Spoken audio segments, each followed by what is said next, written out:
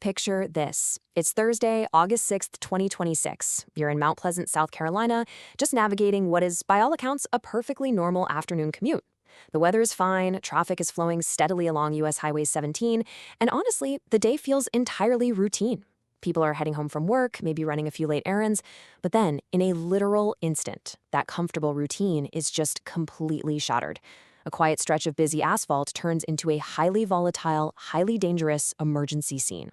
So in this explainer, we're going to unpack the anatomy of a sudden ambulance fire that happened right in the middle of Shelmore Boulevard. And we'll look at what it reveals about the hidden, often unspoken risks our first responders face every single time they clock in. Let's walk through exactly how fast this escalated. We start out with that normal afternoon traffic.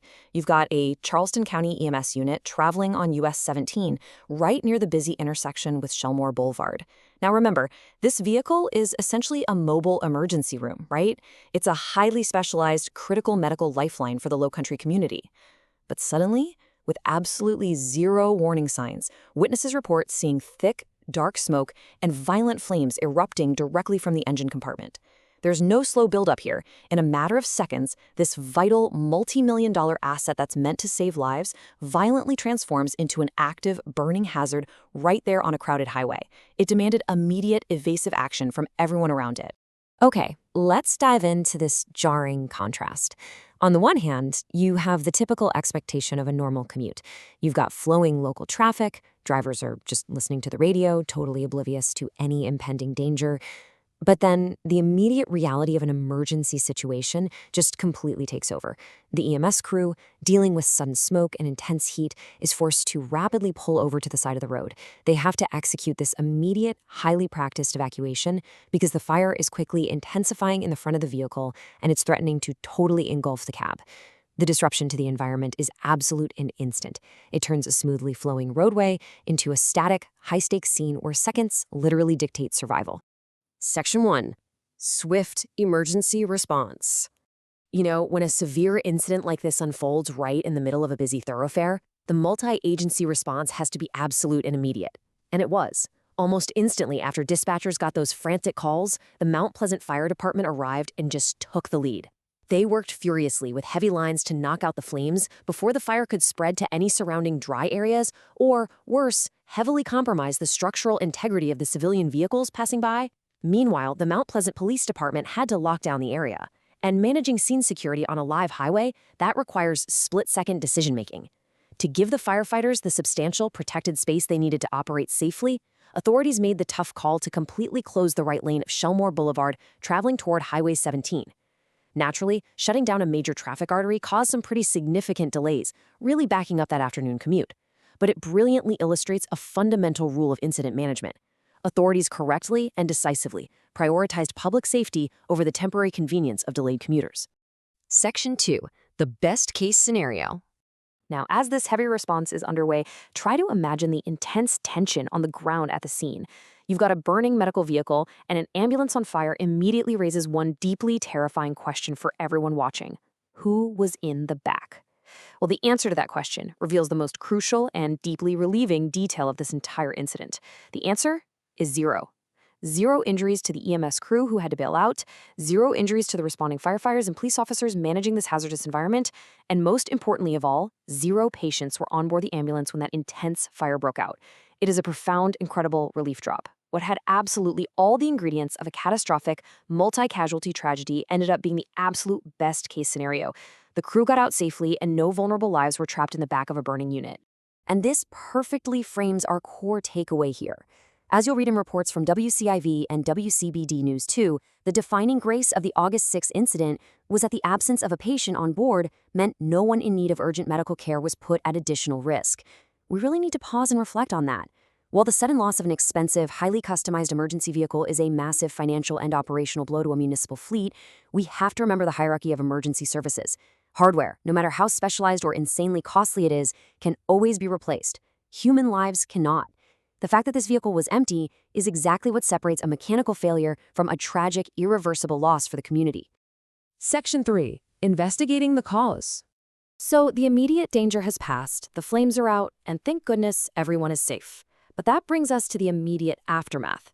Charleston County EMS now has to conduct thorough internal reviews to figure out exactly what went wrong. Here's what investigators know so far and what they are still trying to nail down.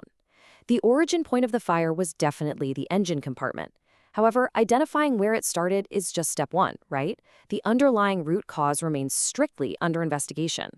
Officials are meticulously examining the scorched wreckage to figure out if this was a mechanical failure, maybe an electrical short, a fluid leak hitting a hot manifold, or some other unforeseen factor. Charleston County EMS operates a massive, complex fleet across a really wide region. So figuring out the exact chain of events that led to this fire is absolutely vital.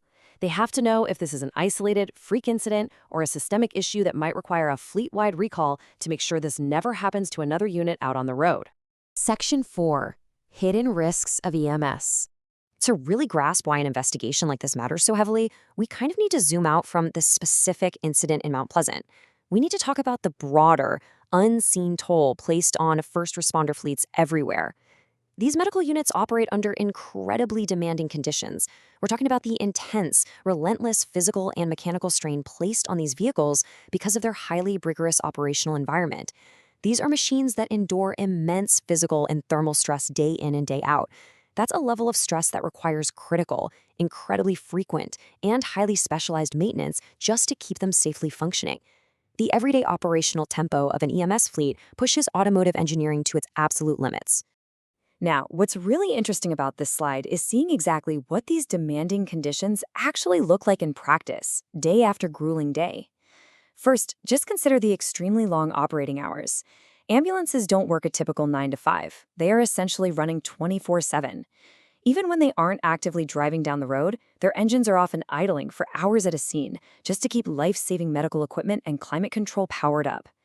Second, they carry exceptionally heavy physical loads. The chassis is continuously packed with thousands of pounds of sensitive medical gear, heavy motorized stretchers, and fully equipped personnel. That pushes the suspension and the drivetrain to their maximum ratings. And perhaps most taxing of all, they endure constant stop-and-go driving patterns. Think about it. They're frequently idling at scenes, then accelerating as fast as possible to respond to a call, and then slamming on those heavy-duty brakes to navigate unpredictable civilian traffic. These everyday EMS driving realities silently and persistently wear down complex mechanical and electrical systems. And honestly, it serves as the hidden catalyst for rare but highly dangerous events like sudden vehicle fires. Section 5. A community kept safe. So, despite these hidden everyday risks we just explored, the emergency response system ultimately worked exactly the way it was designed to on that Thursday afternoon.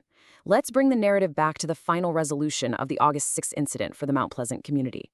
The entire cleanup process was executed flawlessly. First off, the Mount Pleasant Fire Department fully and completely extinguished the flames, making absolutely sure there were no hidden hotspots that could spark back up. Next, heavy wrecker crews safely secured and removed the heavily damaged medical unit from the roadway. And finally, with the debris cleared and the hazard totally mitigated, Shelmore Boulevard was fully reopened to local traffic.